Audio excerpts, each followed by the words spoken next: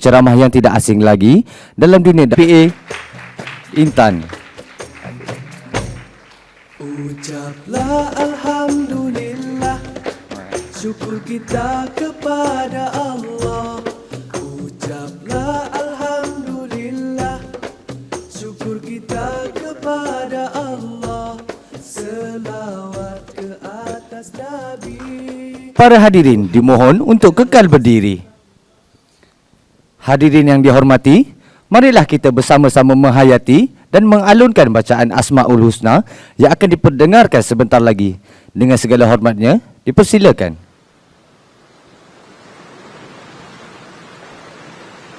Nas'aluka ya man huwa Allahu alladhi la ilaha illa huwa ar-Rahmanur Rahim al-Malikul Quddusus Salamul Mu'minul Muhaiminul Azizul Jabbar al-Mutakabbirul Khaliqul Bari'ul Musawwirul Ghaffar al-Qahharul Wahhabur Razzaqul Fattarul Alim al-Qabidul Basitul Khafid al-Rafi'ul Mu'izzul Muzillus Sami'ul Basirul Hakamul al-Latiful Khabir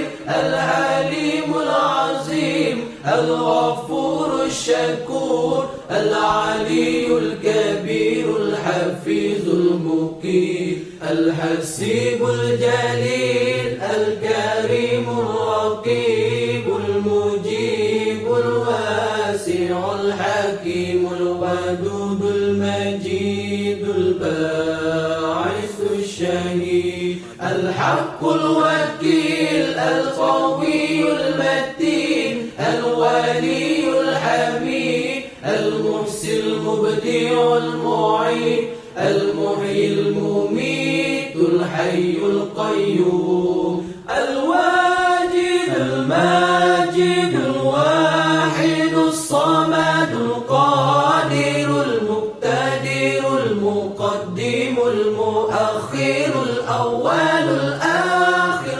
al-Zahir al-Batin al-Wali al-Mutta'al al-Bar al-Tawwab al-Muntakim al-Ghafur Rauf Malik al-Mulk Dzul Jalali wal-Ikram al-Muqsit al-Jami' al-Ghani al-Mughni al-Mani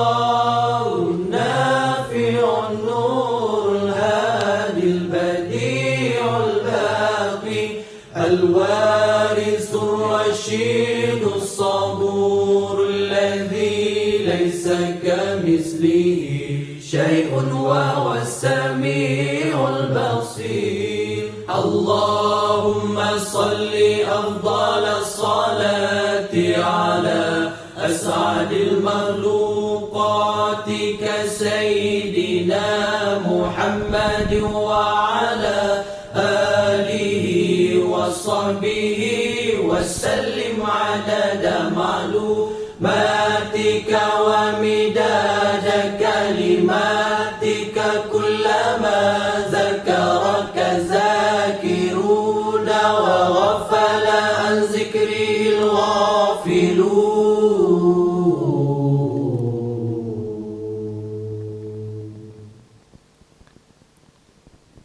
Hadirin dipersilakan untuk duduk. Al-Quran dibaca, hati bercahaya, petunjuk hidup sepanjang usia.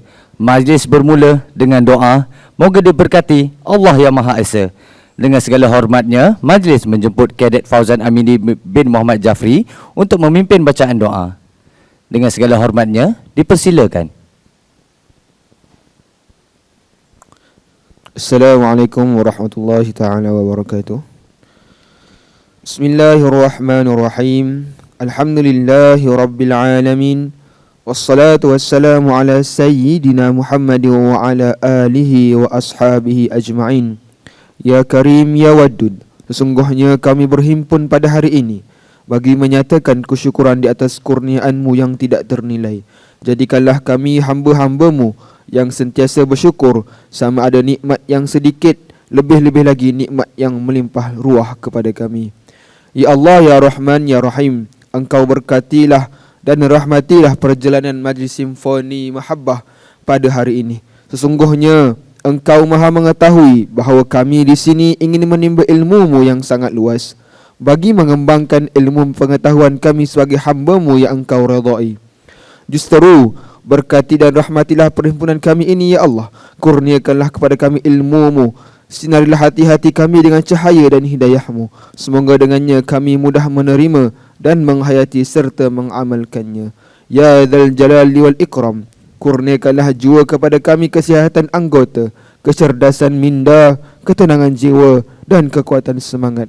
Semoga dengannya kami mampu mendepani cabaran, berdaya saing dan mampu mengangkat martabat diri, keluarga, masyarakat dan negara. Rabbana atina fid dunya hasanah wa fil akhirati hasanah wa qina adzaban nar. Wa sallallahu ala sayyidina Muhammadin wa ala alihi wa sahbihi wa sallam. Walhamdulillahi rabbil alamin. Amin amin ya rabbal alamin. Majlis mengucapkan terima kasih atas pimpinan bacaan doa sebentar tadi. Bunga melur, harum mewangi, mekar berkembang di tepi laman. Majlis disulam kasih ilahi, moga diberkati sepanjang zaman. Bismillahirrahmanirrahim. Assalamualaikum warahmatullahi wabarakatuh. Salam sejahtera dan salam Malaysia Madani. Yang berusaha Ustaz Abdul Razak Abdul Muttalib, pengurus unit dakwah sektor awam, wakil daripada Pusat Pungutan Zakat PPZ Majlis Agama Islam Wilayah Persekutuan MAWIP, barisan Majlis Eksekutif DPA, seterusnya para kadet DPA kohort Wiraja Nusa yang saya hormati sekalian. Alhamdulillah, syukur kehadrat Allah Subhanahu Wa Taala kerana dengan limpah rahmat dan izinnya kita dapat berhimpun pada pagi Jumaat yang penuh keberkatan ini bagi menjayakan program Simfoni Mahabbah.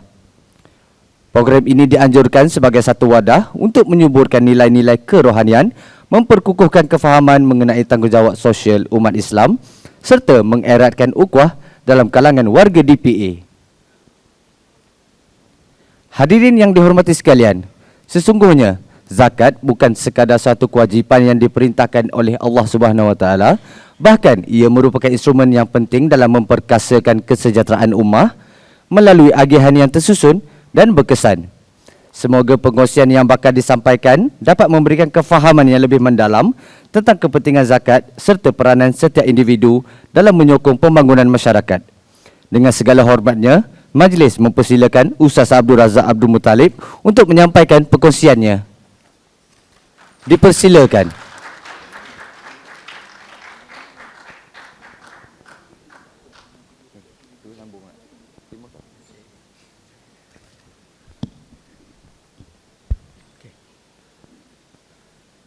Bismillahirrahmanirrahim.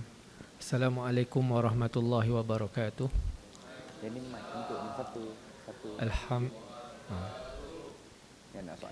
Alhamdulillah rabbil alamin, wassalatu wassalamu ala sayyidina Muhammad wa ala alihi wa sahbihi wa man tabi'ahum bi ihsanin ila yaumiddin. Subhanaka la ilma lana illa ma 'allamtana innaka antal alimul hakim. Rabbi shrah li sadri wa yassir li amri wahlul 'uqdatam min lisani yafqahu qawli. Allahumma 'allimna ma jahilna wa zakirna ma nasina. Allahumma faqihna fid din wa 'allimna ta'wil wa 'allimna al-hikmah. Wala haula wala quwata illa billahil aliyul azim. Terima kasih tuan pengerusi majlis yang saya hormati, tuan-tuan, puan-puan, kita panggil apa? Kadet. Kadet. Bakal-bakal pemimpin pentadbir di negara kita ni, di Malaysia ni. Okey. Alhamdulillah, syukur kepada Allah Subhanahu Wa Taala kita dipertemukan pada pagi ini. Mudah-mudahan pertemuan kita pada pagi ini diberkati dan dirahmati oleh Allah Subhanahu Wa Taala dan dapat memberikan tak banyak, dapat sikit kefahaman pun dah alhamdulillah, syukur kepada Allah Subhanahu Wa Taala. Sebab Nabi sebut apa? Siapa yang Allah Ta'ala nak berikan kebaikan kepada seorang itu, maka diberikan kefahaman dalam agama. Sebab kefahaman agama dalam agama ni, itulah yang akan menyebabkan seorang itu berjaya, sama ada di dunia ataupun di akhirat. Baik, jadi pagi ini kita akan kongsi berkaitan dengan zakat. Biasanya nanti kalau tuan-tuan perempuan kembali berkhidmat dalam kementerian ataupun jabatan, nanti biasanya memang akan jumpa lagi kami. Kalau di wilayah Persatuan dan Putrajaya dan juga di Kuala Lumpur. Kalau kat Labuan ada tim Labuan. Tapi kat negeri-negeri lain tak jumpalah. Okey, bergantung. Kalau ada rezeki lagi kita jumpa lagi dan kita akan bolehlah kita nak berbincang seterusnya dan sebagainya. Okey. Baik. Zakat semua orang dah tahu dah. Benda yang memang kita daripada sekolah dah diajar dah, zakat. Sebab apa? Sebab dia adalah rukun daripada rukun-rukun Islam. Okey. Cumanya kita tak tahu detail. Selain daripada kita tahu bulan puasa ni kita bayar zakat fitrah. Itu biasa sebab semua orang buat. Biasa bulan Ramadan dah hujung-hujung tu kita nampak orang ramai beratur nak tunaikan zakat fitrah. Tapi sebenarnya zakat dalam Islam ini lebih daripada zakat fitrah. Ada orang dia ingat saya dah bayar zakat fitrah cukuplah, dah sempurnalah agama ni. Sebab Nabi sebut bunyal Islamu ala khamsin. Islam ni dibina atas 5 rukun. Macam kita tengok bangunan, dia mesti ada dia punya tiang-tiang utama dia tu. Itu kita panggil rukun. Ataupun dalam istilah dia janibu syai'al aqwa, bahagian sesuatu yang paling kuat. Mesti ada. Kalau tak ada, bangunan tu tak stabil dan akan runtuh. Jadi macam itulah zakat ni dia sebahagian daripada rukun. Yang mana Nabi sebut dibina Islam itu atas 5 ni. Syahadati alla ilaha illallah. Okay, kita bersyahadah, kita bersaksi bahawa Allah Subhanahu Wa Taala adalah Tuhan kita yang kita sembah, yang kita patuhi segala perintah dan arahan dia. Kemudian wa anna Muhammadan Rasulullah, dan kita bersaksi bahawa Nabi Muhammad itu sebagai utusan Allah Subhanahu Wa Taala, baginda yang membawa syariat kepada kita yang perlu kita ikuti. Kemudian wa iqamis solat. Tak kiralah apa jawatan sekalipun kita, tak kiralah kedudukan kita dalam masyarakat, tinggi ke bawah ke rendah ke, semua sama je di sisi Allah. Iqamis salah. Itulah juga yang diperintahkan kepada nabi-nabi sebelum Nabi Muhammad untuk diajarkan kepada masyarakat umat manusia supaya apa? Supaya iqamis salah, mendirikan solat. Kemudian wa itaiz zakah, dan keluarkan zakat. Wa shaumi Ramadan, puasa pada bulan Ramadan. Wa hajjil baiti wa shaumi Ramadan, menunaikan haji dan juga puasa pada bulan Ramadan. Jadi sebahagian daripada 5 itu zakat. Maksudnya zakat ni perkara yang memang Allah Subhanahu Wa Taala bukan jadikan sekadar sekadar perintah untuk buat, tapi Allah jadikan dia rukun. Kena buat. Sebagai seorang Muslim, dia mesti buat dan dia tak boleh orang kata apa, bila dah berjaya, dah kerja dan sebagainya, dia buat-buat lupa. Okey? Baik. Jadi dalam Islam, zakat kita pecah kepada 2. Satu, zakat fitrah yang dikeluarkan pada bulan Ramadan. Yang ni diwajibkan ke atas semua orang. Lelaki, perempuan, merdeka dan juga hamba. Tak ada orang kata apa, tak ada pengecualian. Termasuk bayi yang baru lahir pun kena dikeluarkan zakat. Siapa yang kena keluarkan zakat adalah ayah dia ataupun yang menanggung nafkah dia. Itu senang, itu tak ada masalah. Cumanya kadang-kadang ada orang confuse bila time bulan puasa tu, terutamanya orang perempuan yang belum berkahwin. Dia anggap perempuan yang belum berkahwin ini yang wajib membayar zakat atas dia adalah bapa dia, contoh. Dia faham macam tu. Bapa dia pula baru lepas pergi dengar ceramah kata anak kena bayar sendiri, bapak dia pun tak bayar untuk anak dia. Anak dia dah kerja dah ni, bapak dia pun tak bayar. Lalas seorang pun tak bayar. Anak dia ingat bapak dia bayar, bapak dia pun ingat anak dia bayar sendiri. Jadi macam mana? Siapa sebenarnya yang kena bayar? Kalau dia dah menanggung nafkah diri dia sendiri, dia dah bekerja, dia makan sendiri, tinggal sendiri, pakai sendiri, semua dia uruskan sendiri, maka dialah yang membayar zakat atas diri dia. Okey? Jadi bapa dia hanya membayar untuk diri dia dan juga orang yang masih di bawah tanggungan dia yang tak ada kemampuan. Contoh isteri walaupun ada kemampuan, sebab wajib atas suami memberi nafkah, maka suami mengeluarkan zakat fitrah ke atas isteri tadi tu. Anak bayi yang baru lahir, dia hidup mesti pada dua tempoh, Ramadan dan juga malam raya. Kalau dia lahir pada sebelum maghrib akhir Ramadan, dia lahir, baby lahir sebelum maghrib, maksudnya dia sempatlah sebahagian juzuk daripada bulan Ramadan sebelum berbuka, maka wajib bapa dia bayarkan zakat fitrah atas bayi yang baru lahir. Kalau dia meninggal sebelum malam raya, dia meninggal tengah-tengah Ramadan ataupun sebelum berbuka dia meninggal dunia, tak wajib zakat atas yang meninggal tadi.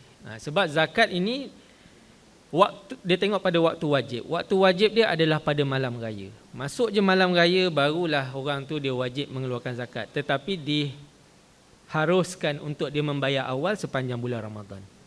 Maksudnya kalau dia tak bayar zakat lagi, dia tunggu pada waktu wajib sampai malam raya. Waktu tu kalau ada bayi yang baru lahir sebelum maghrib, maka wajib dikeluarkan zakat. Tapi kalau dia lahir selepas berbuka, dia lahir malam 1 Syawal, biasa yang nama Syawal tu kan, dia lahir pada 1 Syawal malam, maka tidak diwajibkan zakat ke atas dia, walaupun waktu membayar zakat fitrah ada lagi ni, waktu sebelum solat raya, tapi tidak diwajibkan. Okey, itu zakat fitrah. Yang ni kita tak orang kata apa, tak tekankan sangatlah, sebab dia jarang-jarang ataupun dia setahun sekali. Bila bulan Ramadan je akan kita ulang kaji berkaitan dengan zakat fitrah. Yang ramai orang yang dia tak berapa banyak maklumat adalah berkaitan dengan zakat harta. Okey, zakat harta itulah zakat yang berkaitan dengan harta kekayaan, yang mana dalam Quran semuanya sebut zakat ni secara umum. Wa aqimus solah wa atuz zakah. Dirikan solat dan tunaikan zakat. Dan dalam Quran ayat yang menyebut kalimah zakat dan juga solat secara orang kata apa, bersama. Orang kata apa, setiap kali ada solat diiringi dengan zakat. Sebagian ulama dia mengira jumlah dia sekitar 27 ataupun 28 ayat yang mengulang kalimah zakat dan juga solat tadi, menunjukkan bahawa tidak ada beza. Kedua-duanya penting, kedua-duanya adalah rukun. Macam mana kita wajib mendirikan solat 5 waktu, maka begitu jugalah kita wajib mengeluarkan zakat apabila kita cukup syarat-syarat ataupun syarat wajib zakat tadi. Nanti maksudnya tuan-tuan perempuan ada yang dah bekerja, okay, cuma tukar skim, ada yang baru nak masuk ke alam pekerjaan, maka slide ni nanti dulu. Okey, bolehlah pergi ke page yang pertama nanti. Okey, maka hukum untuk belajar suatu ilmu itu adalah berkait dengan hukum beramal dengan ilmu tersebut. Okey, hukum belajar suatu ilmu itu berkait dengan hukum beramal dengan ilmu itu. Tuan-tuan perempuan dah bekerja. Bila dah bekerja akan ada pendapatan, akan orang kata apa, menjana kekayaan. Maka kita wajib belajar ilmu yang berkaitan dengan harta. Antaranya adalah berkaitan dengan zakat harta. Kemudian kita pula akan terlibat dengan pembelian aset. Kita akan membeli rumah, kita akan membeli kenderaan dan sebagainya. Maka kita kena tahu tentang muamalat. Macam mana muamalat yang dibenarkan. Wa ahallallahu al-bai'a wa harrama riba. Allah Taala telah menghalalkan jual beli dan juga Allah Taala telah mengharamkan riba. Maka kita kena belajar suatu ilmu itu berdasarkan situasi kita. Kan masa kita kecil kita belajar tentang solat 5 waktu. Belajar cara-cara nak solat. Sebab apa? Nanti sampai masa bila kita masuk je bala, kita akan wajib mendirikan solat. Maka hukum belajar solat ketika itu akan menjadi wajib. Sama juga hukum belajar tentang zakat. Bila mana kita dah memiliki harta, maka kita wajib juga mengetahui ilmu yang berkaitan dengan zakat. Sama juga kita nak pergi haji nanti, contohlah dah sampai dah kita punya giliran untuk menunaikan haji. Kita wajib pula belajar berkaitan dengan perjalanan manasik haji tadi. Okey? Jadi hukum belajar suatu ilmu mengikut hukum beramal dengan ilmu tersebut. Jadi hari ini tak salahlah tuan-tuan dan puan-puan, kita ambil tahu ilmu yang berkaitan dengan zakat. Baik. Jadi zakat ini telah disyariatkan kepada kita, umat Nabi Muhammad. Okay? Umat Islam ni, tarikh disyariatkan zakat adalah pada tahun kedua Hijrah. Dia sekali dengan pensyariatan puasa bulan Ramadan, dan zakat juga disyariatkan pada bulan Ramadan. Cumanya itu dalam bentuk pensyariatan yang umum. Okay? Dan lebih khusus lagi ketika itu disyariatkan zakat fitrah. Menurut pandangan ulama, selepas itu disyariatkan juga zakat kekayaan tadi itu. Baik. Dan zakat juga bukanlah semata-mata disyariatkan kepada umat Nabi Muhammad. Dia adalah syariat yang dah lama dulu. Sejak zaman sebelum baginda Nabi Muhammad, Nabi Ibrahim, Nabi Ismail, Nabi Ishaq, Nabi Yaqub, Nabi Isa. Dalil dia daripada Al-Quran, yakni ayat dalam surah Al-Anbiya. Allah Ta'ala perintahkan, wa auhayna ilaihim fi'lal khairati wa iqamas salah wa ita'az zakah wa kanu lana abidin. Dan kami wahyukan kepada mereka semua, umat-umat terdahulu, untuk mendiri supaya mereka mengerjakan kebaikan, mendirikan solat dan juga mengeluarkan zakat. Wa kanu lana abidin, dan mereka semua itu lana abidin, bagi kami mereka itu sebagai hamba, menyembah kami. Baik. Jadi dia adalah syariat yang dah lama, bukan baru. Bukan hari ini baru kita kata, oh zakat ni baru lagi. Tidak, dia dah lama dah. Okay? Cumanya dia berlaku proses pengembangan dari sudut jenis zakat, harta yang mana yang dikenakan zakat, berubah-ubah. Kan ada orang tanya, orang cakap, zakat pendapatan ni sebenarnya tak ada dalam Islam. Dulu zaman Nabi mana ada zakat pendapatan? Jadi kata zakat pendapatan tak wajib. Yang wajib zakat simpanan, zakat emas, zakat perak, sebab semua tu ada nas jelas, nyata. Zakat ternakan, zakat tanaman, dah datang dari mana pula zakat pendapatan ni? Ulama kaji, buat kajian demi kajian. Sebenarnya perintah zakat, mengeluarkan zakat ini Nabi sebut umum. Dalam satu hadis Nabi ajarkan ataupun Nabi perintahkan kepada Saidina Muaz, duta baginda Nabi ke Yaman. Baginda Nabi suruh Saidina Muaz ini sampaikan kepada penduduk Yaman. A'limhum, ajarkan kepada mereka, annallaha aftarada alaihim, bahawa Allah Subhanahu wa taala telah memfardukan ke atas mereka az-zakah. Allah Ta'ala telah memfardukan kepada umat Islam ini zakat, tu'khazu min aghniyaihim faturaddu ila fuqaraihim. Diambil daripada orang kaya di kalangan mereka dan diserahkan, dikembalikan kepada orang miskin di kalangan mereka. Okey? Jadi daripada apa yang Nabi ajar, Nabi kata apa? Zakat itu diambil daripada orang kaya di kalangan mereka dan dikembalikan kepada orang miskin. Nabi tak spesifikkan harta apa. Ambil harta ni, yang ni jangan ambil yang ni. Jadi dah ada kaedah umum. Maka harta yang dikenakan zakat tidak semua harta. Yang dikenakan zakat adalah harta-harta yang bersifat berkembang. Harta yang boleh berkembang. Kalau harta yang hilang sifat berkembang tidak dikenakan zakat. Sebagai contoh, harta yang tidak berkembang, dia berubah daripada sepatutnya dia kena zakat, tiba-tiba dia hilang sifat berkembang, maka dia tak dikenakan zakat. Contohnya apa? Rumah yang kita diami. Tuan-tuan beli rumah walaupun rumah tu mahal, tak kira lah berapa harga, lebih daripada nisab, harga rumah mungkin 300,000, 400,000, tak dikenakan zakat selagi mana rumah tersebut kita gunakan dan kita diami. Tetapi rumah boleh juga kena zakat kalau dia menjadikan barang niaga. Dia jual rumah, dia jual beli rumah, dia adalah developer, dia ada, ataupun dia ejen rumah. Walaupun dia bukan jual rumah, dia ada pendapatan daripada hasil jualan tu, maka yang tu dikenakan zakat. Kalau jumlah dia cukup, maksudnya dia ni cukup kriteria syarat wajib zakat, maka dia kena keluarkan zakat. Apa lagi yang tak kena zakat? Kenderaan. Kereta yang kita beli, yang kita bawa, kereta yang kita tak kisahlah beli kereta, kenderaan lah, apa saja kenderaan, tak dikenakan zakat. Untuk orang perempuan, emas. Kalau ikut hukum, emas kena zakat. Jelas dalam Quran sebut, wallazina yaknizuna adh-dhahaba wal fiddah wa la yunfiqunaha fi sabilillah.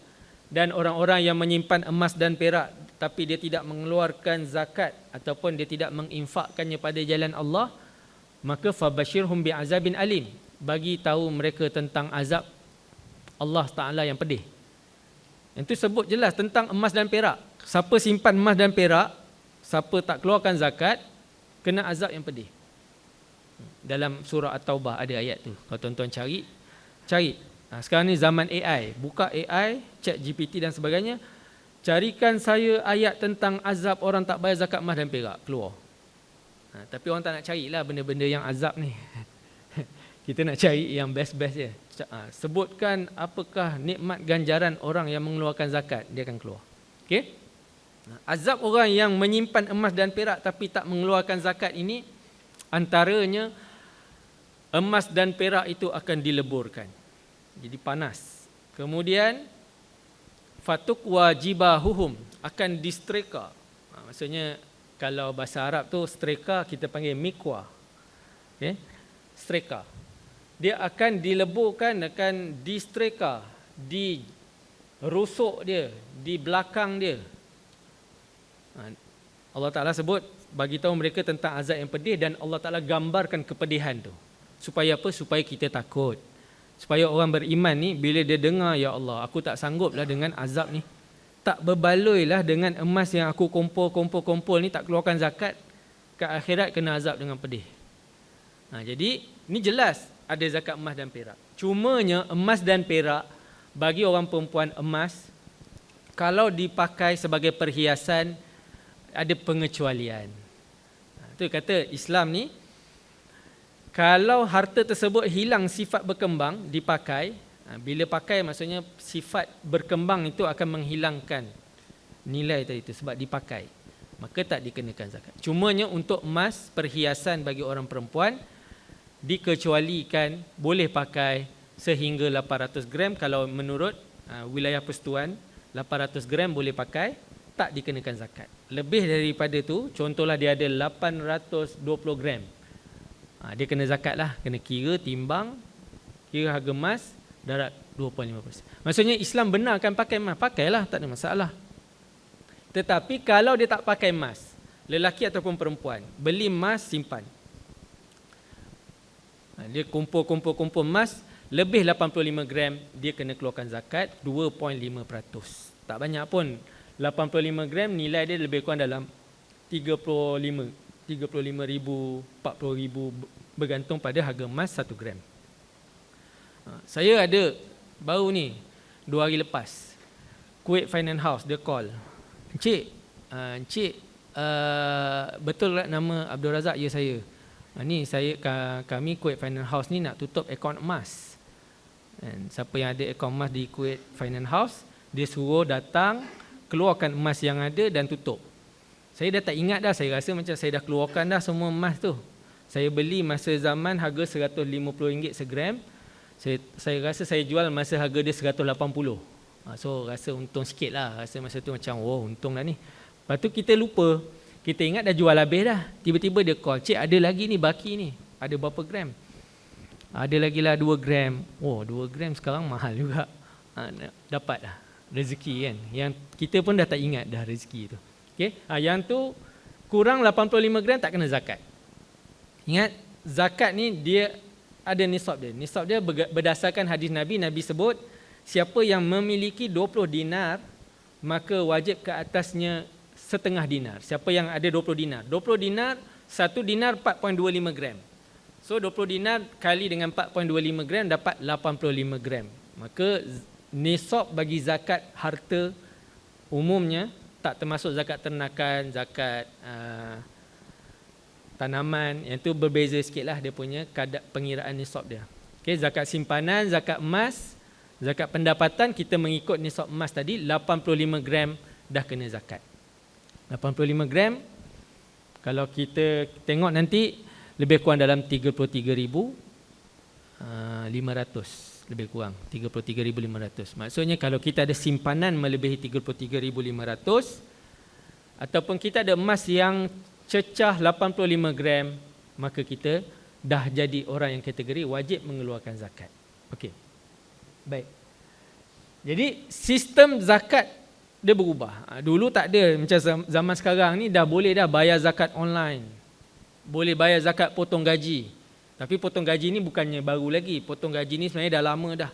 Khalifah zaman dulu-dulu pun ada juga. Dia tengok pegawai-pegawai kerajaan dia ataupun pegawai-pegawai askar-askar dia yang mana sebelum dibayar upah kepada mereka, dia tanya dulu, ada tak zakat yang kamu kena bayar? Kalau ada, ambil siap-siap.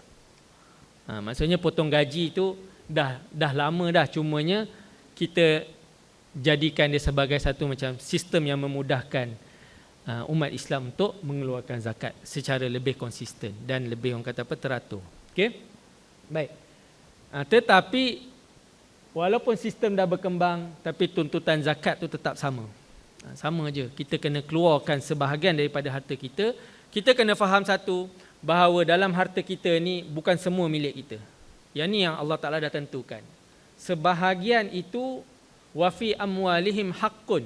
Pada harta-harta mereka itu ada hak, bahagian. Bagi siapa? Bagi orang yang lisaili wal mahrum. Bagi orang yang meminta-minta dan juga orang yang menahan diri daripada meminta-minta. Ada orang jenis dia memang susah je dia tahu minta, dia cari orang siapa yang boleh tolong. Ada orang juga yang menahan diri sebab dia rasa dia okey lagi, dia boleh usaha lagi. Dia tahan diri dia daripada meminta-minta. Dalam harta kita Allah Ta'ala tentukan dah ada bahagian mereka tadi tu yang kena kita keluarkan. Okey? Kenapa kita kena keluarkan? Inilah dia, analogi dia. Seperti satu saliran air. Tengok ni longkang ni kotor. Ni semua gambar-gambar AI ni, AI yang jana.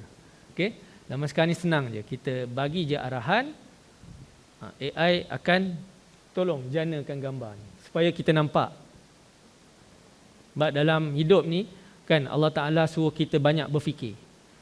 Dan Allah Ta'ala suruh kita berfikir tu tak payah tengok jauh dah. Tengok apa yang ada di sekeliling kita. Tengok pada diri kita, tengok pada persekitaran kita. Okay? Jadi zakat ni macam ni lah dia.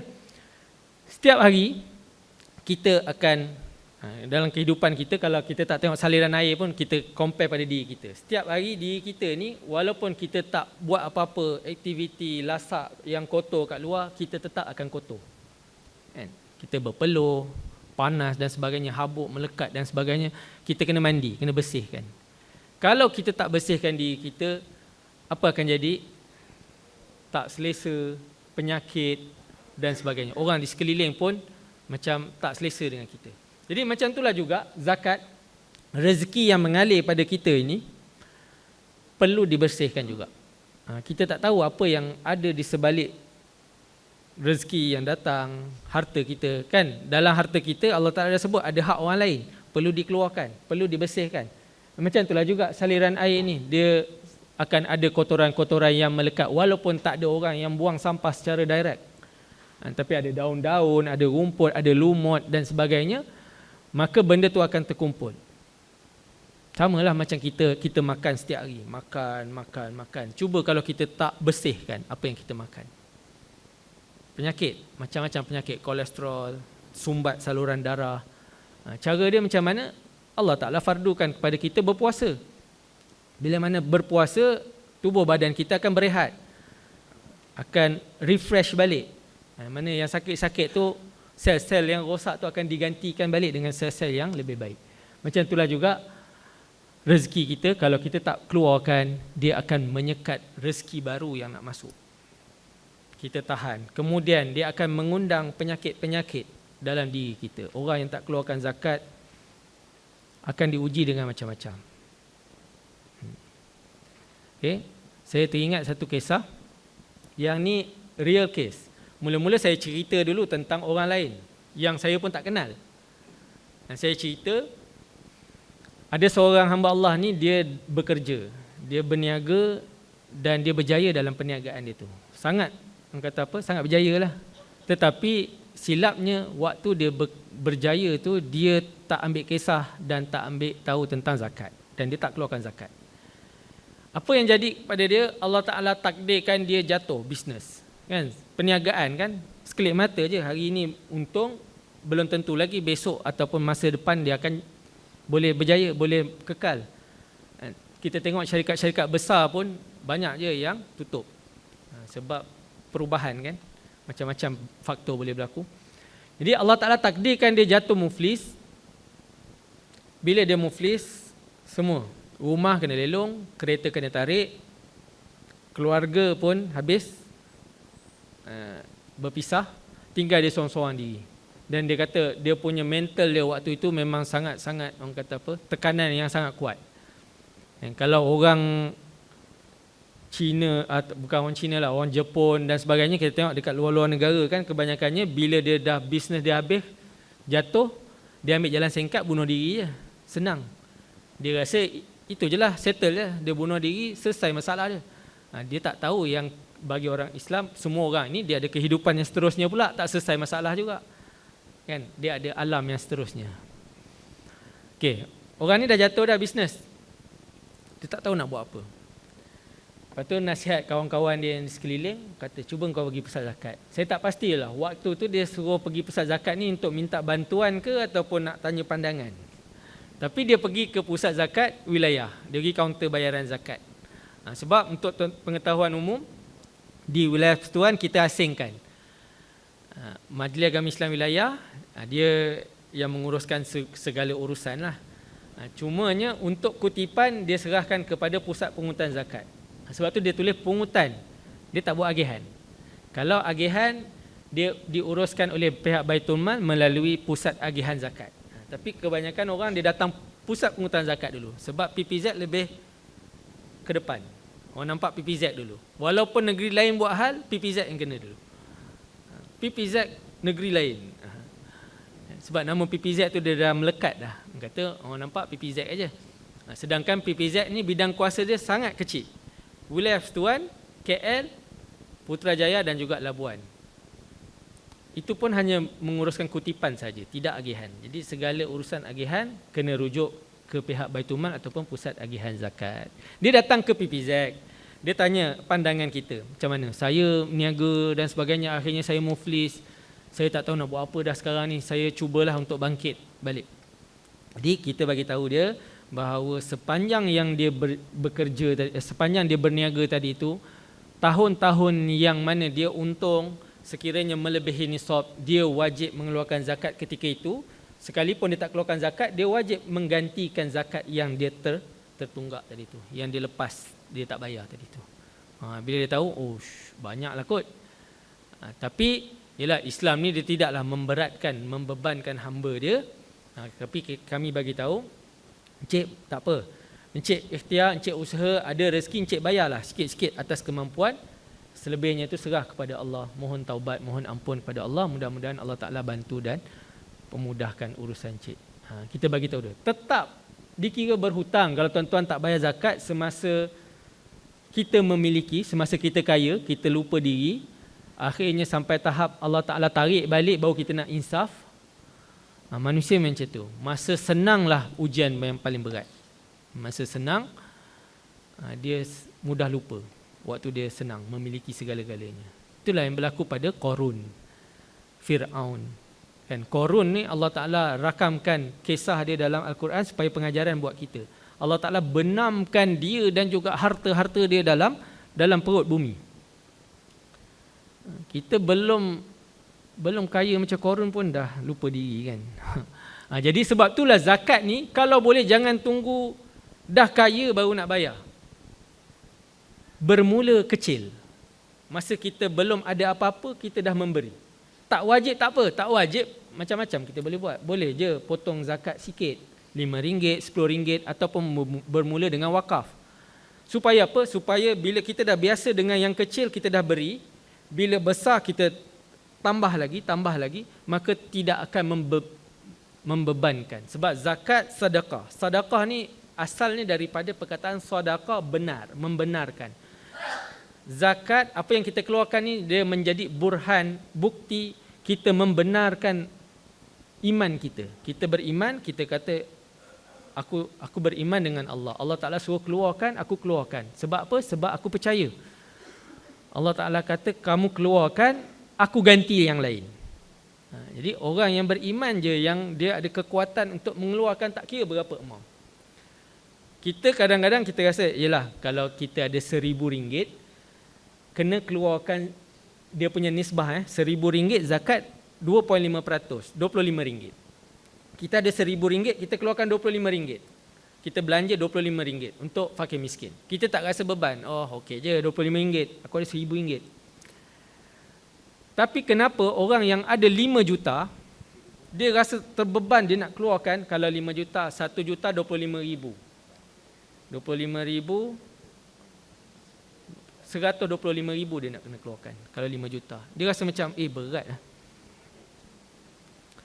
Bayangkan, kalau kita kena bayar RM125,000, kita ada 5 juta ni, dia akan nampak, RM125,000 ni macam-macam aku boleh buat ni. Kita boleh dah cakap, apa teruk kedekut ada 5 juta RM125,000. Sebab kita tak ada 5 juta lagi. Itu penyakit dia tu. Bila dia daripada awal dia tak biasa kan, tiba-tiba dia nak kena keluarkan sebab benda yang berlaku ini memang benda yang saya sebut ni betul-betul berlaku. Ada situasi seorang mak, dia bawa anak dia. Orang kaya ni orang kaya. Dia bawa anak dia ke kaunter zakat untuk kira zakat dulu. Belum nak bayar lagi, nak kira dulu. Sebab semua orang kata kena bayar zakat kan, dia bawa. Anak dia okey je nak bayar dah ni. Tapi mak dia, anak dia ada 2 juta simpanan. Lepas tu nak bayarlah, kira-kira kalau 2 juta, RM50,000. Lepas tu mak dia cakap apa? Serius lah you nak bayar RM50,000 ni? Nanti you nak makan apa? Kita pun dengar. Nampak? Itu berkaitan dengan keimanan. Ada orang dia okey je, dia bayar je, bayar. Dia sebab dia dah tahu dah. Dulu sebelum dia kaya pun dia buat macam tu. Bila dia bayar zakat, rezeki murah. Bayar zakat, rezeki murah. Saya teringat kita punya superhero Malaya lah, Abang Roshamno. Dulu kita selalu dia panggil dia untuk bagi talk. Dia cerita. Saya pun pernah ambil zakat dia. Dia suka datang bayar dekat Masjid Negara. Dan dia suka pergi sendiri. Dia tak suka, walaupun dia ada staff apa semua untuk boleh tolong bayarkan, dia suka datang sendiri dan dia nak bayar kat kaunter. Ada satu dia cerita, masa tu memang job tak ada. Sebelum dia kaya-kaya yang sekarang ni lah. Sebelum ST Rosham kot. Ni dia cerita. Dalam poket dia ada RM5,000 je. Dia katalah masa tu lah.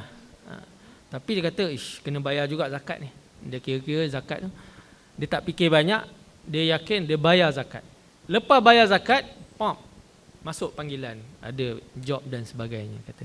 Itu yang kata apa, yang Allah Ta'ala nak beri. Tapi Allah Ta'ala ganti ni, kita jangan ingat kita bagi zakat RM100, mesti Allah Ta'ala ganti RM1,000 lepas ni. Tak. Allah ganti tak dalam bentuk duit semata-mata. Kadang-kadang Allah Ta'ala bagi ganti dengan sesuatu yang kita memang perlukan. Allah Ta'ala beri kita ketenangan dalam hidup, mudah urusan kita. Kadang-kadang kita tengah serabut, Allah Ta'ala angkat serabut tadi tu. Macam-macam cara Allah Ta'ala kalau nak beri keberkatan dalam hidup kita. Okey? Baik. Tukar dah. Jadi ni, bila kita bersihkan saliran air tadi tu, kita keluarkan zakat kita, maka rezeki yang baru nak masuk, bersih pun senanglah nak masuk. Macam itulah juga dalam kehidupan kita, bila kita keluarkan zakat, maka rezeki kita insya-Allah mudah aja. Ada rezeki-rezeki yang tak disangka-sangka. Bila kita memberi, what you give, you get back. Tu memang semua orang tahu kan. Cumanya time nak beri tu kita fikir banyak kali. Apa aku akan dapat ni? Betul ke dapat ni? Sebab tu orang beriman, dia beri je. Apa yang dia dapat tu dia serah aje pada Allah Subhanahu Wa Taala. Baik. Terus. Next. Okey, kita tengok pada syarat-syarat wajib zakat. Baik. Saya slide ni sekadar untuk ni je, kalau loss ke apa kita tengoklah. Okey. Baik. Syarat-syarat wajib zakat. Bila kita dah bekerja, maka kita tengok adakah kita ni menepati syarat wajib zakat ataupun belum lagi. Yang pertama, Islam, dah ada. Yang kedua, merdeka, bukan hamba, sebab hamba dia tidak memiliki harta. Okey. Yang ketiga, kita memiliki nisab. Kita ada nisab tadi tu. Okay, nisab tadi saya sebut 85 gram emas. Nilai dia kalau kat wilayah Setuan, bukan 2024, tahun ni 2025 dan 2026. Kita pakai nisab yang semasa RM33,996. Maksudnya kalau pendapatan kita tahunan, kita kali 12, termasuk allowance dan juga pendapatan sampingan, side income. Kalau ada meniaga, kita gaji tetap ada, tapi kita cari side income. Kita ada bisnes ataupun kita buat live TikTok, kita jual, affiliate dan sebagainya. Kawan saya dia kata dia buat affiliate sebulan 10,000. Lagi banyak daripada gaji. Okey? Affiliate tu. Cukup nisab. Maka kita kira berapa pendapatan bulanan kita darab dengan 12. Ni pilihan kita. Sama ada kita nak kira penghujung tahun berapa jumlah pendapatan tahunan ataupun kita buat anggaran dulu. Kita nak kira ke depan, gaji bulanan kita dah tahu dah berapa. Darab dengan 12, kemudian kita tengok selepas kita tolak tanggungan bawah kita, adakah masih melebihi nisab ataupun kurang. Kalau baki dia 33,996 dan ke atas, maka kita kategori orang yang memiliki syarat wajib zakat dan kita wajib mengeluarkan zakat 2.5%. Tapi sekarang nak kira senang je.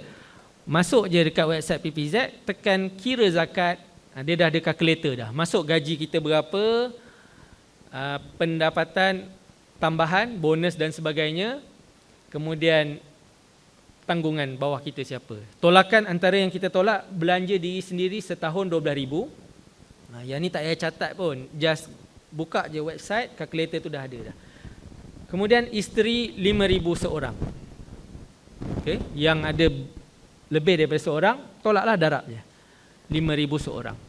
Kemudian anak, setiap seorang anak bawah 18 tahun yang masih bersekolah, RM2,000 setahun.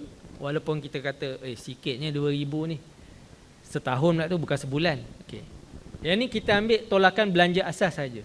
Kemudian anak yang belajar di IPT, kita benarkan tolak sebanyak 5,000 setahun. Okay. Kemudian berapa kita beri kepada mak ayah, yang ni mengikut jumlah yang sebenar kita bagi mak ayah, tak perlu resit. Kadang-kadang tanya, nak resit tak? Dah balik kampung, mak, resit saya nak, boleh tak keluarkan? Pening, tak payah. Okay, ni bukan dengan LHDN. LHDN tak ada resit, consider tak adalah rekod pembayaran tadi tu. Tak bolehlah kita nak dapat pelepasan. Okay, tak payah. Berapa jumlah? Contoh dia bagi sebulan 500, setahun 6,000, boleh tolak 6,000. Kemudian kita tolak KWSP, kalau siapa yang ada caruman KWSP. Kemudian kalau ada caruman tabung haji kita tolak. Kalau dia ada sambung belajar kita tolak 2,000 lagi. Baki dia baru kita tengok, kalau melebihi nisab dia wajib mengeluarkan zakat 2.5%. Tinggilah nisab sekarang. Banding dulu saya masuk kerja dulu, nisab masa tu 13,000. Sekarang dah 33,996. Saya masuk kerja 2010, dah 16 tahun. Okay? Jadi tengok gap harga emas tadi, peningkatan harga emas daripada RM100 dulu per gram, 110, 120, dan sekarang dah jadi 520, 500. Hari tu dah tinggi kan, dia turun balik sikit. Okay? Baik. Jadi siapa yang memiliki nisab wajib. Kalau tuan-tuan, kalau yang masih belum posting lagi, katanya minggu last kan, lepas ni posting ada skim gaji yang baru, tengoklah gaji waktu tu, kira balik. Kalau kena zakat, tak payah fikir banyak, isi je borang potongan gaji zakat, potong gaji setiap bulan, tak payah pening-pening. Kalau dah kena cukai, dia akan selaraskan dengan potongan cukai. Katalah cukai kena, kalau gaji dalam 5,000 contohnya, biasa dah kena start cukai lah, 100-200 macam tu. Kalau tuan-tuan dah kena cukai RM200 sebulan, kira-kira zakat kena dalam RM60-70, buat potongan gaji. Sebab nanti cukai tu dia akan jadi 200 tolak RM70. RM70 pergi ke zakat, 130 kekal pergi ke cukai. Tapi kalau kita nak adjust, contohlah dah kena zakat RM70 tapi rasa nak bayar lebih daripada 70. Buatlah 100,5. Nanti 100,5 ke zakat, RM50 yang beza tadi tu dia pergi ke cukai. Hujung tahun nanti kira balik cukup tak jumlah zakat yang kita keluarkan melalui potongan gaji. Kalau tak cukup kita tambah, kalau lebih tak boleh dapat balik lah. Tapi dia dapat rebate dengan income tax. Dia bukan pelepasan, dia rebate. Beza pelepasan cukai tu dia kira dulu dekat tengah-tengah. Dah dapat baki berapa jumlah kena cukai, rebate selepas tu. Okey, maksudnya contoh kita kena cukai setahun RM3,000, kita bayar zakat RM1,500. So jumlah cukai sepatutnya akan yang kena bayar dengan pihak cukai RM1,500. Kalau ada lebihan dia akan pulang balik. Ya.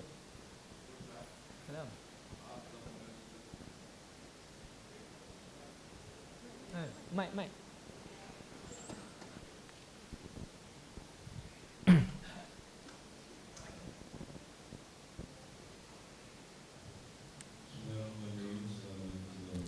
Assalamualaikum.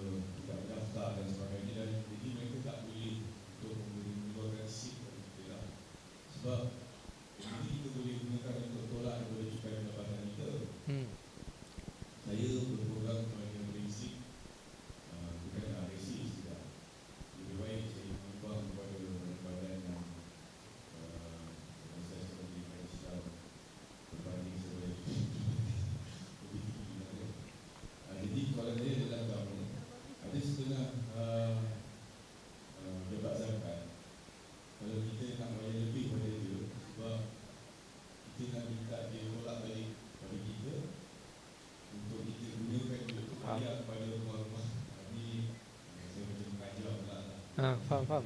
Dia bukan beribu Ustaz. Kita nak gunakan itu untuk isi tadi untuk saya rasa Ustaz faham tu. Faham. Jadi contohlah kalau contohnya jadi segera dia buat zakat di setengah negeri, dia tak bisa setengah negeri mana dia tak nak buat macam tu. Dia dah berlaku di Melaka, saya nak bayar di zakat wilayah. Adakah zakat wilayah boleh ada menjadikan kaedah seperti itu supaya kita boleh gunakan isi kita tadi untuk kita tolak pada Baik.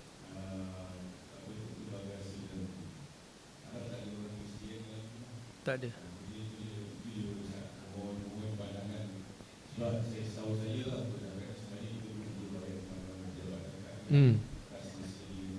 Betul. Assalamualaikum warahmatullahi wabarakatuh. Baik, terima kasih tuan yang bertanya. Ni kira level soalan ni dah advance sebenarnya ni. So, baik. Berkenaan dengan pertanyaan berkaitan dengan zakat, kita bayar dengan pusat zakat negeri, kemudian dia ada pengembalian semula untuk diagihkan. Yang tu di wilayah ada. Dan beberapa negeri memang ada juga, dia tawarkan, maksudnya bayar ke pusat zakat negeri dengan amount penuh, kemudian sebahagian daripada amount tu akan dipulangkan, resit dapat penuh, dipulangkan semula dan pihak pembayar tu dia akan mengagihkan sendiri duit yang dipulangkan tadi tu. Okey. Dan yang ni kalau dekat wilayah kita panggil, kita lantik pembayar tadi sebagai wakil, wakalah. Kita beri dana wakalah untuk diagihkan sendiri. Cumanya dekat wilayah ni kita ada beberapa kategori. Yang pertama untuk individu. Individu, siapa yang membayar zakat melebihi 20,000 setahun, baru dia boleh mohon untuk wakalah tadi tu. Kita akan pulangkan balik 12.5% untuk diagihkan sendiri daripada jumlah bayar tadi 20,000 sampai 24,999. Dia bayar je 25,000 setahun, maka dia boleh dapat 25% daripada jumlah bayaran tadi untuk diagihkan sendiri. Kenapa kita letak had yang tinggi? Sebab pembayar yang jumlah pembayar dekat wilayah Tuan ni 20,000 ni ramai. Kalau letak bawah lagi ramailah kita nak menguruskan agihan tadi tu. Jadi kita tak nak orang kata apa supaya tidak disalahgunakan sistem yang ada ni. Maksudnya contohlah dia bayar 1,000 dapat balik 12.5%. Dapat berapa je? Nak agih zakat pun bagi kat asnaf kata ini je ke? Kita yang malu kan. Tapi kalau lah contoh dia bayar 20,000, 12.5% dapat berapa? Kira lah sendiri. Dapatlah 2,000 lebih, 3,000 kan, macam tu kan. Betul tak? Jadi dia agih tu dia boleh lah bagi 2-3 orang. Okey, itu wilayah untuk individu. Selain individu, wilayah juga ada pemberian wakalah melalui majikan. Maksudnya tuan-tuan perempuan lepas ni kalau berkhidmat dekat kementerian dan jabatan, bayar zakat melalui potongan gaji, maka kita akan pulangkan semula persen daripada keseluruhan kaki tangan kementerian contohnya, jumlah dia berapa, kita akan pulangkan balik 12.5% kepada kementerian tadi tu untuk diagihkan kepada asnaf-asnaf yang pihak kementerian sendiri cari. Yang tu memang ada. Okey. Kemudian ada lagi wakalah kepada syarikat. Untuk syarikat ni 10,000. Dia bayar zakat perniagaan 10,000, kita bagi balik. Kemudian ada IPT. IPT pun kita bagi lebih. IPT berapa yang jumlah zakat yang dibayar melalui IPT, kita akan pulang balik 50% kepada IPT. Jadi IPT tu dia bolehlah gunakan dana sendiri untuk dia bagi kepada pelajar-pelajar dia yang ada apa, orang kata tak boleh nak bayar yuran ke, tak cukup makan dan sebagainya, dia ada dana dia sendiri. Dan dana tersebut perlu dihabiskan dalam masa setahun. Okey, itu dekat wilayah. Negeri lain ada juga, cumanya berbezalah. Dia ada macam-macam istilah. Cumanya perlu diingatkan, kalau nak bayar tu, pastikan duit yang kita terima tu untuk diagihkan. Bukan orang kata apa, kadang-kadang dia rasa ini lebihan ni, aku bayar zakat lebih. Sebenarnya zakat aku banyak ni je, tapi aku bayar lebih supaya boleh dapat rebate, income tax. Lepas tu dapat balik pulangan tu, dia nak enjoy duit tu. Yang tu salah. Sebab dia keluarkan zakat tadi tu, dia niat zakat, maka tak halal bagi dia untuk dia ambil dan dia pakai untuk diri dia sendiri. Dia kena diagihkan kepada siapa? Kepada asnaf yang layak tadi tu. Tengok ayat balik. Asnaf yang 8, boleh tengok slide tak? Ini je asnaf yang layak. Fakir miskin, amil tolak tepi sebab dia nak agih sendiri kan, dia tolak amil. Kemudian muallaf yang dijinakkan hatinya, maksudnya orang yang baru masuk Islam. Dia ada tempoh lah. Kalau wilayah biasanya kita letak tempoh 5 tahun. Selepas 5 tahun kita akan masukkan bawah asnaf. Kalau dia masih susah, masuk asnaf fakir ataupun miskin. Kemudian hamba, orang-orang yang nak memerdekakan diri, orang yang berhutang. Hutang ni bukan hutang yang kita buat tu, dia hutang untuk hidup. Maksudnya dia nak makan pun sampai berhutang. Ataupun hutang lebih kepada al-gharimin ni, orang yang ditimpa musibah, tiba-tiba habis harta dia, banjir ke ataupun kebakaran ke, kita boleh bagi duit zakat kita pada dia. Kemudian orang yang sakit pun boleh. Dia sakit walaupun dia sebelum ni ada duit kan, tapi bila kos perubatan terlampau tinggi, dia tak mampu nak menampung kos tu, kita boleh bantu dia dengan duit zakat. Orang yang dalam perjalanan, fisabilillah, umum. Fisabilillah ni orang yang umum lah, orang yang belajar, orang yang berada di jalan dakwah dan sebagainya. Zakat kalau kita nak bagi sendiri, kita boleh bagi kepada siapa? Kepada selain daripada orang yang wajib kita nafkahkan. Kita tak boleh bagi zakat kita kepada isteri kita, tak boleh bagi zakat kita kepada anak kita, orang yang bawah tanggungan kita nafkah. Tetapi zakat kita boleh beri kepada selain daripada itu. Anak saudara boleh. Adik-beradik kalau dia fakir miskin ataupun dia boleh digolongkan dalam mana-mana golongan asnaf, kita boleh bagi zakat dia. Cumanya kalaulah jumlah amount zakat kita tak besar, kita nak bayar juga kepada orang yang dekat dengan kita. Sebab afdalus sedekah, kita beri, sebaik-baik sedekah ni kita beri kepada orang yang hampir dengan kita. Jangan bagi jauh-jauh sangat, bagi yang dekat dulu. Sebab itulah zakat ni kita afdalnya bayar dekat kat mana kekayaan kita dapat. Untuk khazu min aghniyaihim, diambil daripada orang kaya di kalangan mereka dan agihkan kepada orang miskin di kalangan mereka. Orang sekitar dulu. Sebelum nak pergi melangkaui. Maksudnya contohlah dia nak bayar zakat, dia rasa-rasa macam kat KL ni orang kaya. Bayar zakat kat kampung. Padahal kekayaan yang dia dapat tu daripada KL. Maka dia khilaf lah, dia bercanggah dengan apa yang Nabi minta. Okay? Jadi afdalnya adalah bayar dekat mana tempat kita mendapat kekayaan tu, supaya apa, kekayaan tu dikongsi dengan orang yang ada di sekitar. Cuma kalau nak bayar juga di luar, yang tu sah zakat dia selagi mana dia bayar kepada amil yang betul. Okay? Tetap sah lah, tertunai zakat dia, tak perlu ganti.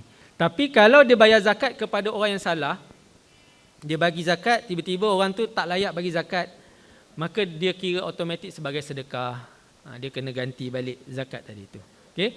Ini macam soalan tuan tadi tu, tak ada masalah nak bayar negeri mana-mana, sebab resit yang boleh untuk kita dapatkan rebate cukai adalah resit yang sah daripada pusat zakat negeri-negeri sahaja. Kalau dia bayar ke badan-badan NGO ke ataupun madrasah dan sebagainya, walaupun ada resit, dia masukkan dalam e-filing tadi tu, bila dia kena audit, tengok-tengok tak sah resit tadi tu, maka kalau cukai dia tu, jumlah dia tu tak cukup, dia kena top up lah, dia kena ganti, bayar. Ataupun kalau lah LHDN dah refund dah bagi pulangan balik, refund, dia kena ganti balik.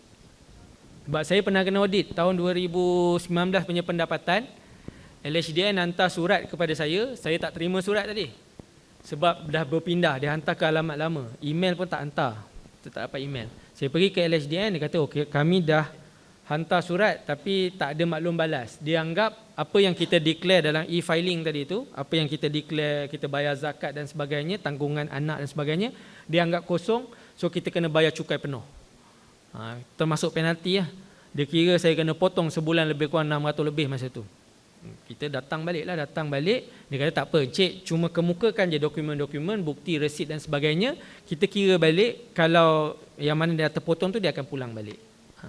Dan jangan risau orang lembaga hasil pun, sebab saya ni mak saya pun kerja lembaga hasil tapi dah bersara lah. Abang saya pun masih lagi kerja dekat lembaga hasil. Memang ramai kawan-kawan pun lembaga hasil. Orang lembaga hasil sendiri pun kalau pusat zakat datang buka van, beratur panjang. Memang dia orang ni prefer suruh kalau orang Islam tu bayarlah zakat dulu. Cukai tak apa, sebab memang dah ada orang kata apa, kelebihan kepada kita ini membenarkan rebate 100% kepada individu yang membayar zakat. Apa jenis zakat yang wajib dapat rebate 100%. Dekat dunia ni hanya 2 negara je orang lembaga hasil cakap yang bagi rebate kepada orang yang bayar zakat. Yang pertama Malaysia. Yang kedua tuan-tuan tahu kat mana? Bukan negara Arab, Bangladesh. Sebab Bangladesh majoriti Islam. Tapi tak tahulah berapa banyak pula kan dia punya cukai dia tu. 2 negara ni saja yang memberikan rebate. Negara lain cukai kena bayar, zakat kewajipan, tetap kena bayar. Bayarlah dua-dua. Itu kelebihan dia. Okey. Baik. Saya rasa harap menjawablah soalan. Maksudnya boleh je nak bayar kat mana-mana negeri. Kemudian kalau negeri tu memang, biasa negeri dia akan tetapkanlah berapa banyak amount tu baru layak untuk mohon balik pengembalian tu. Tapi yang penting kalau kita dapat balik pengembalian tu, kita kena agihkan. Jangan kita guna untuk diri sendiri. Okey? Baik. Yang ni syarat yang lain seterusnya cukup haul. Maksudnya bila dah cukup setahun, kita wajib keluarkan zakat segera. Okay? Jangan tangguh, sebab setiap penangguhan itu Nabi sebut apa? Ma khalatatis sadaqah malan illa afsadathu. Tidak akan bercampur harta dengan harta zakat. Maksudnya kita tahan harta zakat tadi tu. Melainkan harta zakat yang bercampur dengan harta kita ni dia akan merosakkan. Dia rosak tu dari sudut macam-macam. Harta kita binasa ke, harta kita hilang ke, ataupun dia rosak dari sudut kita hilang keberkatan daripada harta tadi tu. Kita jadi semakin jauh daripada Allah, kita lupa diri dan sebagainya. Okey? Baik.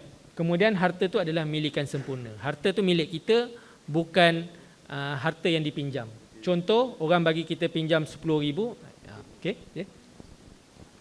Soalan, silakan. Saya terus buka je soalan kalau ada.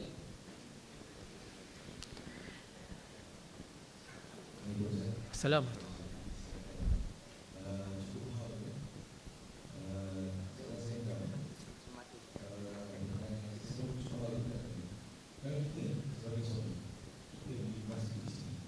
Beli emas. Baik.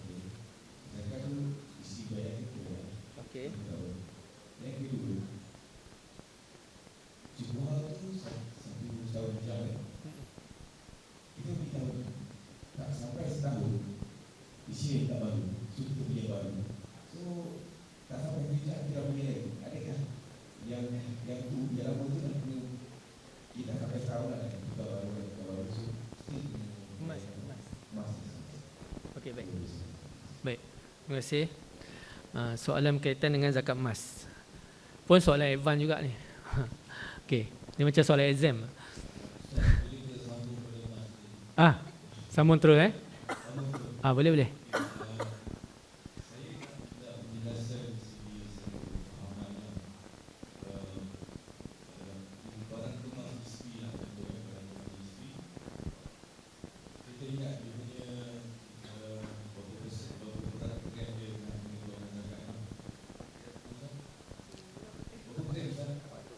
Barang kemas 800.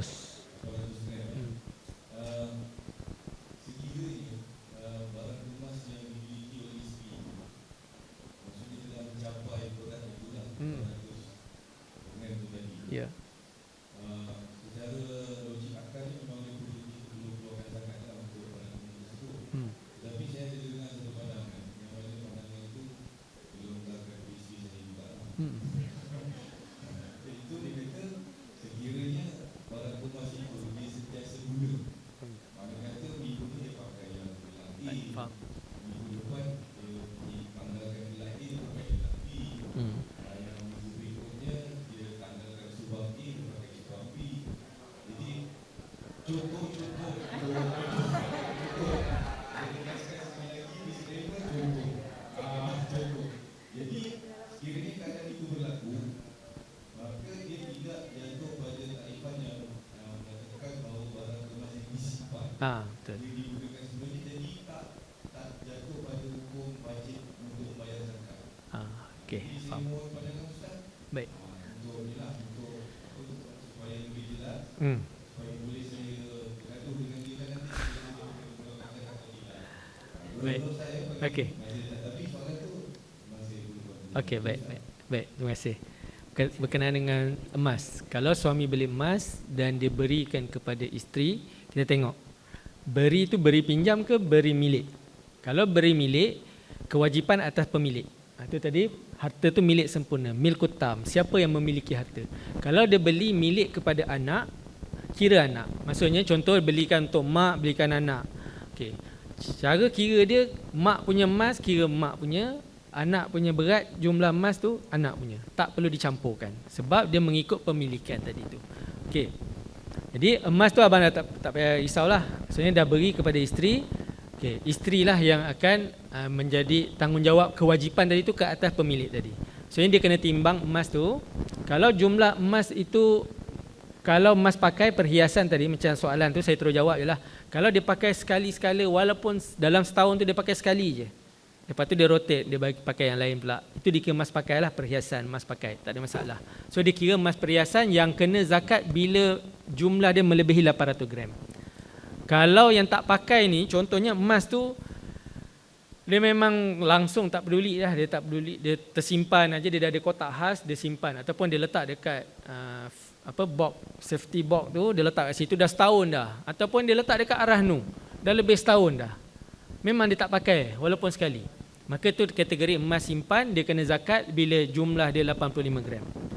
So macam kes tadi tu, dia tukar-tukar, tak ada masalah. Dalam setahun tu, dia, walaupun sekali aja dia pakai sekejap, maka dikira emas perhiasan, dia hanya dikenakan zakat jika jumlah dia 800 gram.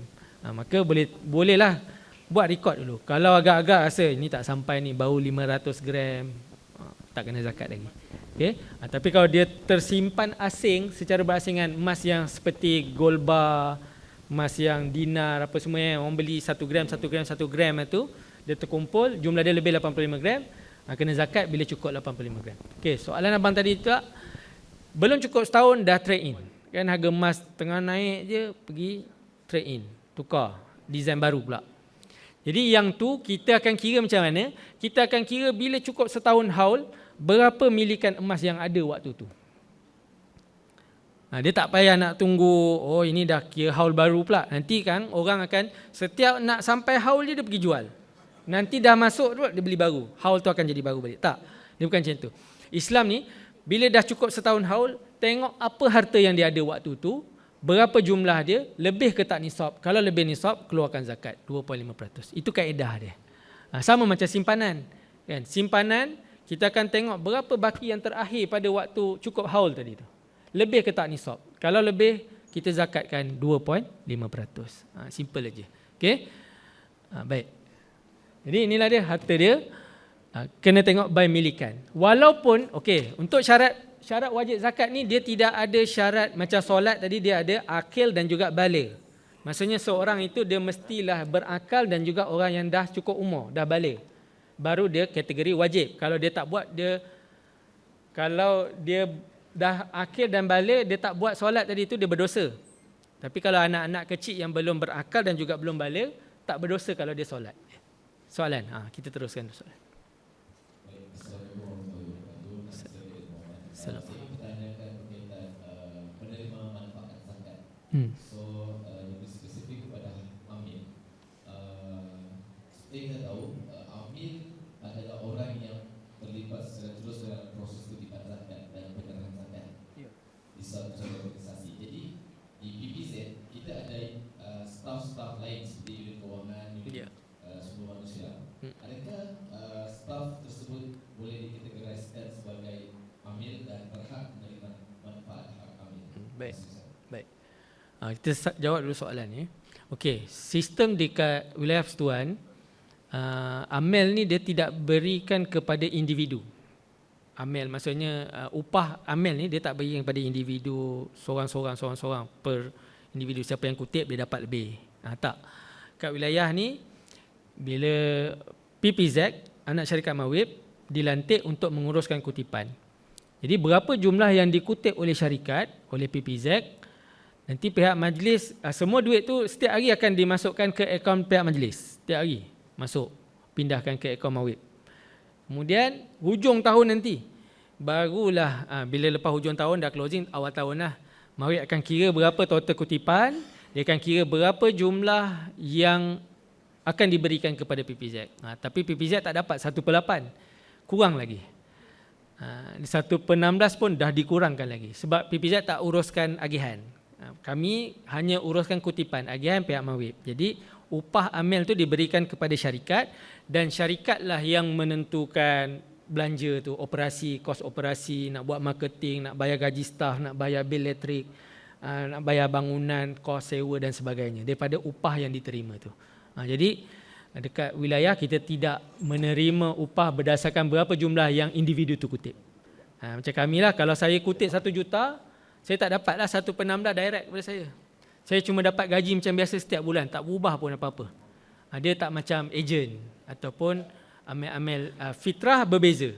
Amil ketika fitrah lantikan khas untuk bulan tu sahaja, maka dia berikan portion upah amil tu mengikut jumlah yang dia kutip berapa banyak. Sebab biasa kutipan fitrah tak adalah tinggi macam kutipan zakat harta dan perniagaan ni juta-juta tak ada. Dia puluh-puluh ribu je lah. Okey, menjawab soalan tadi tu. Okey, kembali balik kepada syarat wajib tadi sebelum saya terlupa. Untuk zakat harta dia tidak disyaratkan seseorang itu baligh ataupun berakal. Maksudnya orang gila kalau dia memiliki harta yang melebihi nisab, dia wajib keluarkan zakat, tetapi bukan dia lah sebab dia gila. Orang yang menjaga dia. Termasuk juga anak-anak kecil, kalau dia memiliki nisab, macam contoh, time raya. Time raya, bapa saudara semua jutawan. Bagi duit raya, lebih nisab. Seorang bagi 5,000. Pak saudara, macam ni, anak Nur Nelofa kan, dia bagi tahu kan, berapa jumlah kutipan duit raya dia. Dan kalau simpan, ibu bapa wajib keluarkan zakat simpanan atas anak tadi tu. Walaupun anak tu tak balik lagi, tak berakal, tak tahu pun PPZ apa benda tu kan. Anak tu pun nak cakap tak pandai lagi, mak ayah dia yang wajib keluarkan 2.5%. Kalau tak dikeluarkan, bila anak tu akil balik, anak tu kena qada balik zakat-zakat yang. Sebab apa? Sebab dia kena faham tu bukan harta dia, itu adalah hak yang telah ditentukan dan perlu disisihkan, perlu dikeluarkan daripada harta dia tadi tu. Bila dia tangguh, benda tu tetap ada lagi dan perlu dikeluarkan mengikut tempoh dia tu. Okey. Zakat dia tahunan. Dia ibadat tahunan. Sama macam puasa ibadat tahunan. Okey.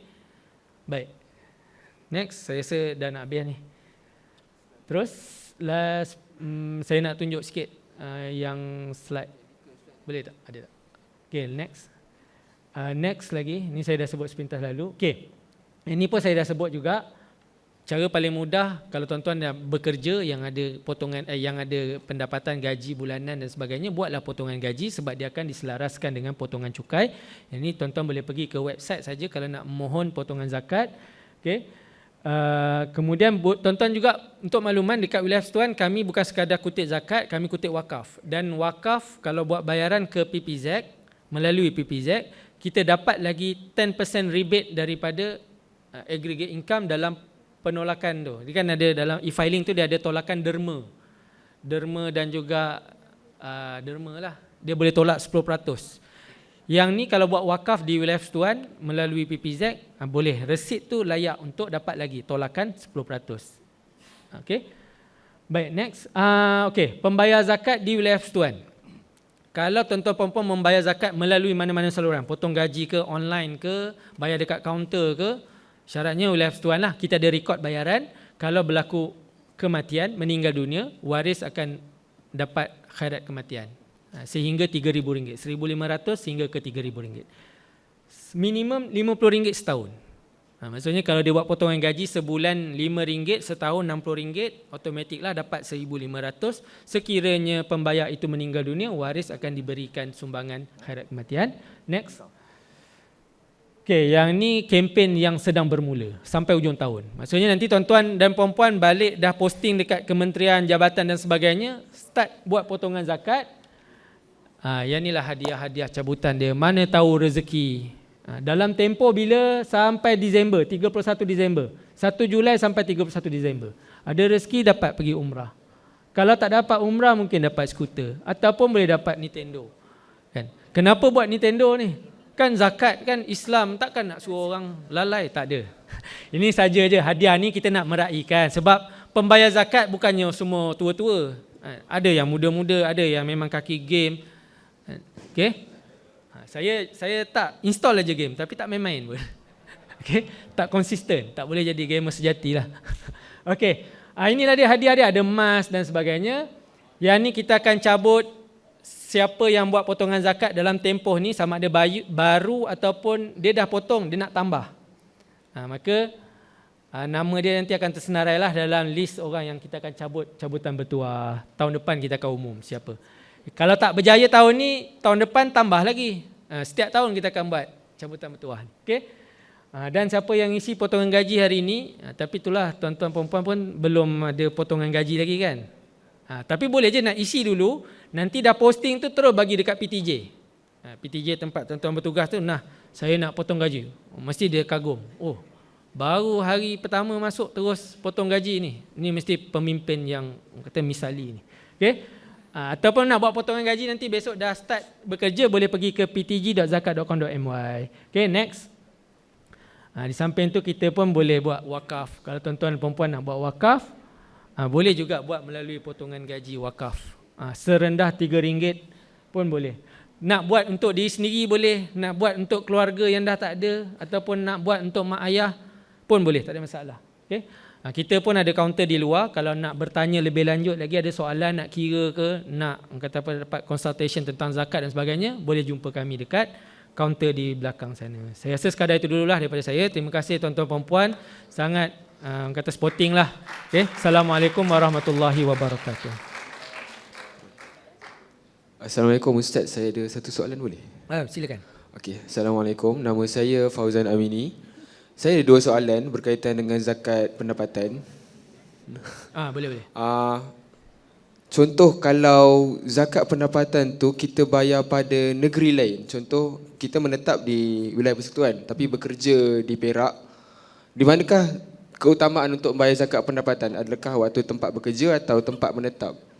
Dan soalan kedua saya, jika nisab untuk zakat pendapatan tu berbeza pada negeri lain, boleh ke ambil nisab yang paling rendah untuk kalau kata bayar zakat yang lebih rendah? Itu soalan saya. Bayar zakat lebih rendah. Yang lebih rendah. Okey. Baik. Terima kasih. Soalan yang pertama berkaitan dengan bayar zakat dekat mana? Tempat bekerja ke tempat menetap? Baik. Untuk zakat pendapatan, afdalnya bayar dekat tempat bekerja. Kalau zakat-zakat lain, contoh simpanan dan sebagainya, zakat emas dan perak, bayarlah ikut dekat mana dia berada. Dekat tempat dia menetap lah, terpulang. Ataupun nak bayar semua dekat tempat dia bekerja pun boleh, tak ada masalah. Cumanya dari sudut afdal, dekat mana kekayaan tu berada, kat situlah dia bayar zakat tadi tu. Dikongsikan kepada orang miskin di sekitar itu. Dia sudut afdal, tapi dia sudut sah, tak ada masalah. Saya nak bayar dekat negeri lain ke, dia rasa sebab itulah negeri tempat banyak berjasa untuk dia, orang miskin pun ramai kutipan zakat. Contoh, saya sebut dekat negeri Kedah, contoh. Kedah, asnaf ramai, tapi kutipan dia tak sebesar wilayah. Tapi wilayah, kutipan banyak, asnaf pun ramai. Tetap juga, walaupun kami kutip 1 bilion, tahun lepas kami kutip 1 bilion lebih. 1.2 bilion. Tahun ni kami kena kutip 1.3 bilion. Rasa macam banyak ni 1 bilion. Tapi asnaf yang dapat bantuan pun ramai. Lebih daripada 30,000 keluarga yang dapat bantuan bulanan. Belum lagi bantuan-bantuan yang lain yang tambahan-tambahan tadi tu. Okay? Jadi begitulah. Afdalnya di tempat bekerja untuk zakat pendapatan. Selain daripada zakat pendapatan, boleh kita nak mengikut kat mana harta tu berada, kita simpan kat situ, kita bayar kat situ. Okey.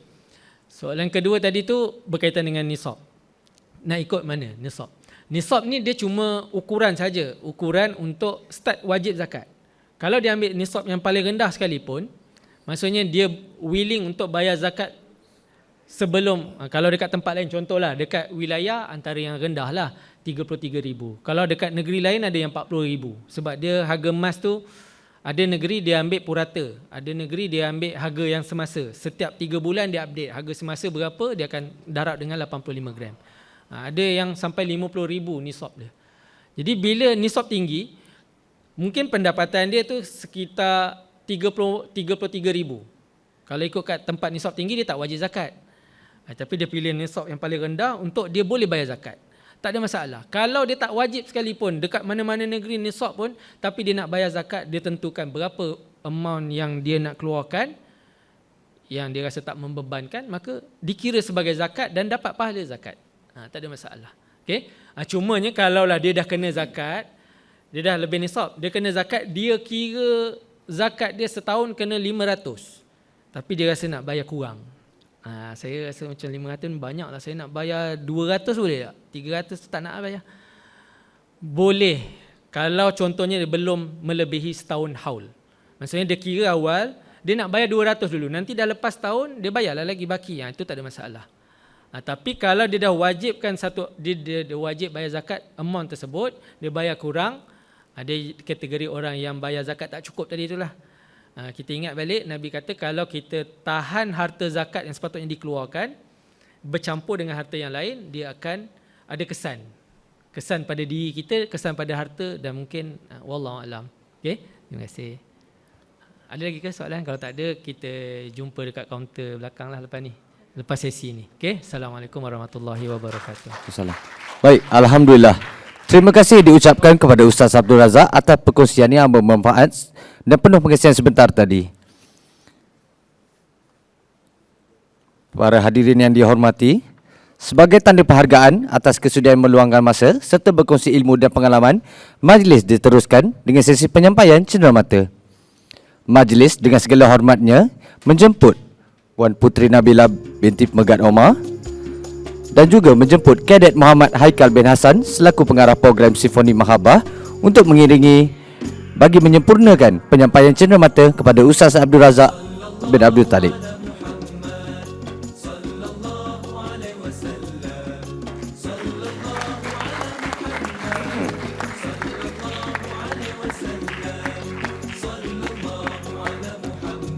Terima kasih diucapkan kepada Puan Puteri Nabila binti Megat Omar dan Kadet Muhammad Haikal bin Hassan atas penyampaian cenderamata itu tadi. Diminta tuan-tuan dan puan-puan sekalian untuk turun dan berkumpul di tengah dewan untuk sesi bergambar.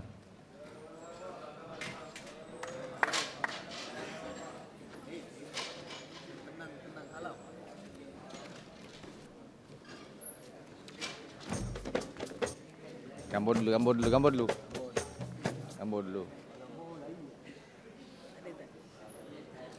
dulu. Gambar dulu. Mana ni? Ha? Benci lah aku.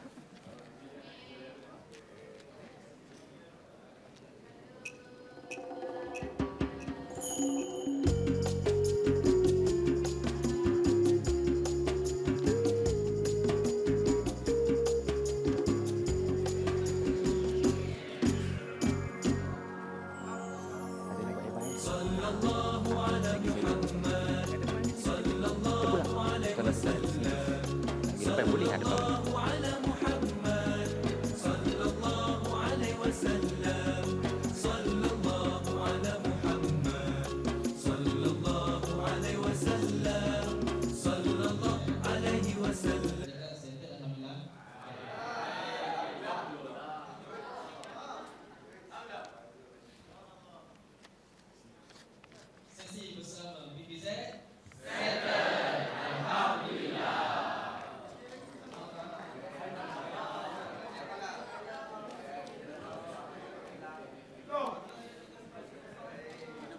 Sekejap. Ada nak buat bahan sikit. يكفيكم من عظيم الفخر أنكم من لم يصلي عليه لا صلاة له لا صلاة له صلى الله Baik. Majlis mempersilakan wakil daripada PPZ untuk membuat sedikit bahan ya. Sekejap Bismillahirrahmanirrahim. Assalamualaikum warahmatullahi taala